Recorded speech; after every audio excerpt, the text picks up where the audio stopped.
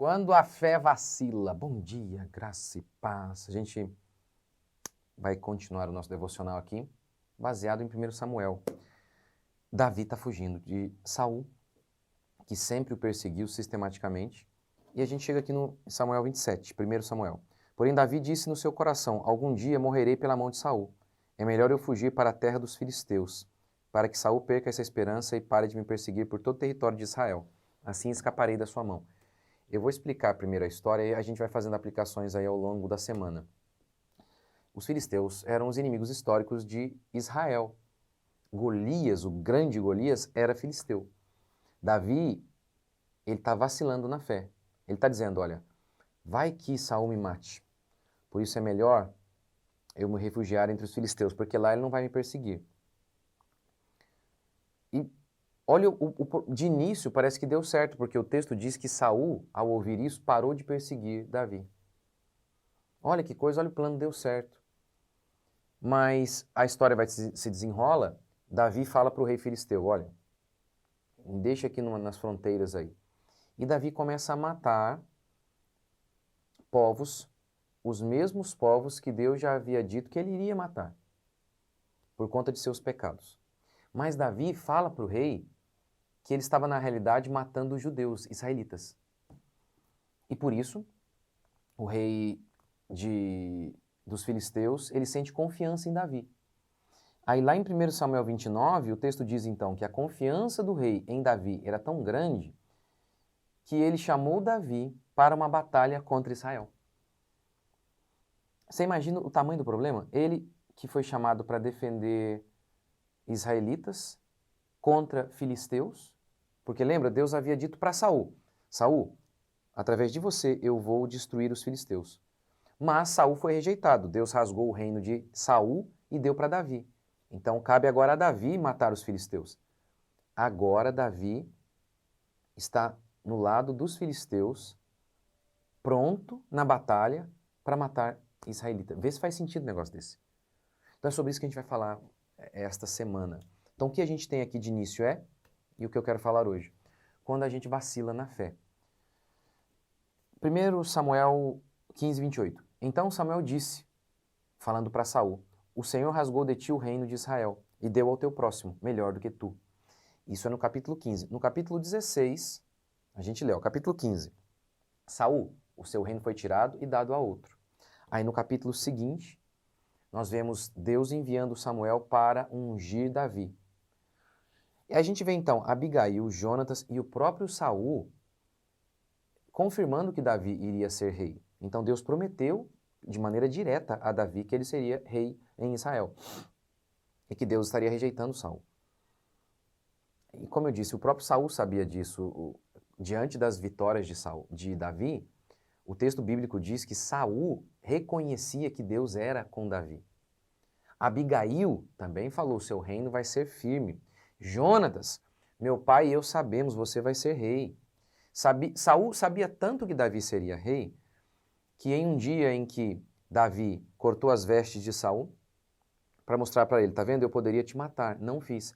Nesse dia, Saul disse o seguinte, agora eu tenho certeza absoluta que você vai ser rei.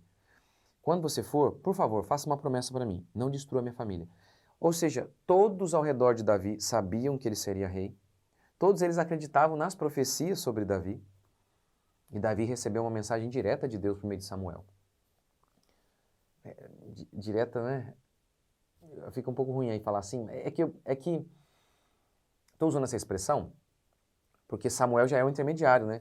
É que eu estou usando essa expressão porque o Samuel, ele era um profeta e tudo aquilo que ele falava se concretizava. Ele era a boca de Deus mesmo. Então Davi tinha ouvido essas mensagens. Então se ele seria rei, como ele poderia morrer? Ele não iria morrer. Não iria morrer. Aqui Davi está vacilando na fé. Gente, como que a gente lida com essa história de Davi? Porque assim, Davi é aquele menino de muita fé. É aquele rapaz que, enquanto todo mundo no país não surgiu nenhum para lutar contra Golias, ninguém. Ele foi o único que teve fé. Então aqui a gente tem um homem de fé, que olha para Golias e não se intimida. Não se intimida. Eu vou arrancar a sua cabeça. Ele era um adolescente, lembra? No máximo 17 anos. No máximo. Provavelmente até menos. E eu já expliquei isso aí na minha série mesmo sobre Samuel. É esse homem que está agora vacilando na fé. Davi é o homem que viu Deus o livrar várias vezes. Várias. Deus deu todas as provas que era com ele. O texto bíblico diz que onde Davi ia, Deus o guardava. Deus dava vitória para ele. O texto bíblico diz que Deus livrava Davi das mãos de Saul. Ou seja, diante de todos esses sinais que não dava para ignorar de Deus com Davi, como é que pode mesmo assim Davi vacilou na fé? Para você ver como a nossa fé é atacada. A Bíblia fala de Satanás, que nós devemos embraçar o escudo da fé para resistir os dardos inflamados do diabo. Então, olha como nós somos tão frágeis em nós mesmos. Se Davi, um homem assim, vacilou na fé, imagine você e eu. Não deveríamos tomar muito mais cuidado? Muito mais cuidado. Portanto, a primeira ideia aqui é humildade. Humildade. Essas seriam 3. Agostinho falou isso sobre o conhecimento, né? Sobre a vida cristã de modo geral. Ele falou, olha, a primeira palavra da vida cristã é humildade, a segunda humildade, a terceira humildade. É verdade. Pedro também vacilou na fé, lembra? Pedro vê Jesus e fala, se é o Senhor, me manda ir sobre as águas e eu vou andar sobre as águas. Olha que fé. E Jesus diz, vem, e ele vai. Num instante, uma fé absurda. No instante seguinte, o vento bate, ele é abalado em sua fé e ele naufraga. Abraão vacilou na fé, Elias e tantos outros. Portanto, por um lado, essa história serve de consolo. Em que sentido? Não é para você ficar confortável para cair, para abaixar a guarda. Não é isso. Mas é para você saber, olha, nós estamos em crescimento. E não devemos cobrar de nós além do que o próprio Deus cobra. Não estou dizendo que isso aqui não foi pecado, tá? Foi pecado e quase arrebentou com ele. Mas quando errarmos, devemos nos lembrar disso. Olha, a nossa fé ainda está progredindo. Ela vai se desenvolvendo. Então não desanime diante de uma falha, aqui ele vacilou na fé e você vai colher, é óbvio, você vai colher os efeitos do seu pecado. Mas não desanime. Homens de Deus, grandes homens de Deus, eles também vacilaram. Isso aqui é para não vacilar, mas se, lembra que João falou? Filhinhos, não pequeis, mas se pecarem, lembre-se, vocês têm um advogado. Então, isso é muito importante na nossa caminhada. Muitas vezes permitimos que as acusações do diabo venham sobre nós. Mas você ainda perdeu a paciência, você ainda perde a paciência depois de tanto tempo. Olha o que você fez ali. Olha, você vacilou. Sim, uma das marcas do cristão, essa é uma das marcas mais importantes que distinguem um cristão de um falso cristão e um cristão de um ímpio. O cristão, ele não desiste. Não importa quantas vezes ele tenha errado, um cristão não desiste. Então lembre-se disso. A segunda lição é tenha temor. Homens infinitamente melhores do que nós falharam, vacilaram na fé. Portanto, se esses homens vacilaram, imagine nós. O que me leva a pensar o seguinte, ó. Se esse aqui é o Pelé da fé. Esse Pelé da fé falhou num dia do jogo. E eu então, gente? Eu então tenho que me dedicar muito mais ainda.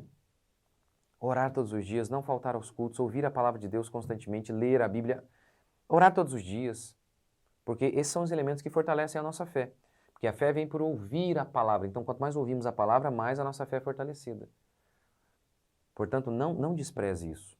Não despreze o culto, a frequência, a participação na sua igreja, os meios de graça que Deus opera, que Deus usa para nos fortalecer.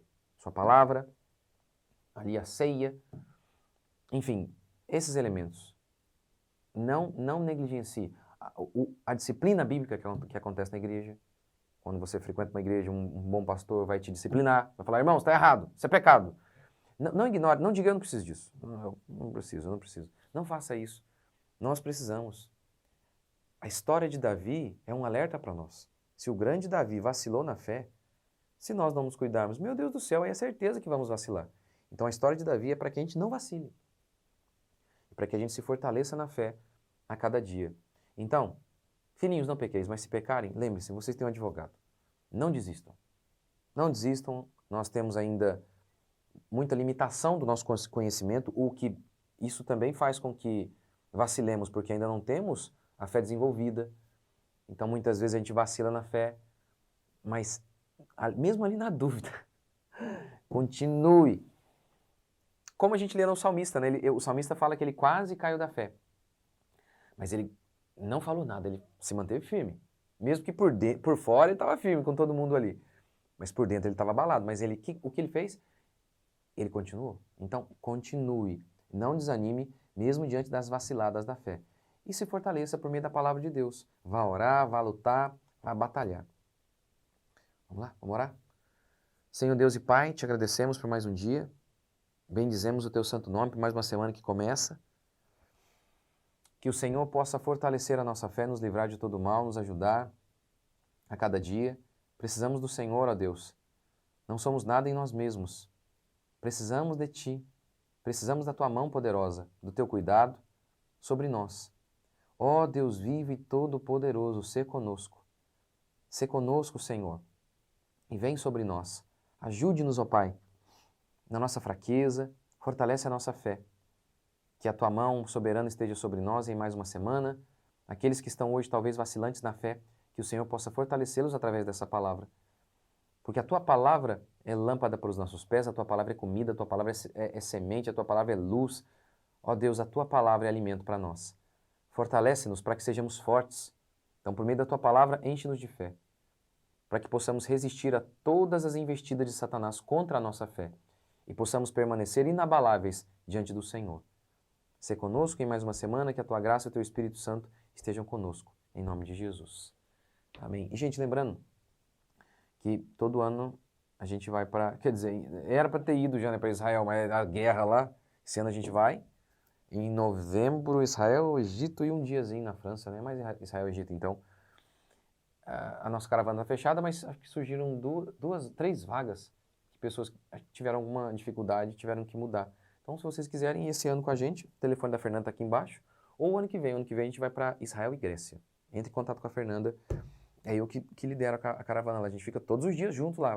É isso, para conhecer os países e a gente se conhecer. Vai ser uma bênção, a gente vai jantar junto lá, vai ser muito legal. Tá bom, gente? Então, entre em contato com a Fernanda, o telefone dela tá aqui embaixo. Valeu, Deus abençoe.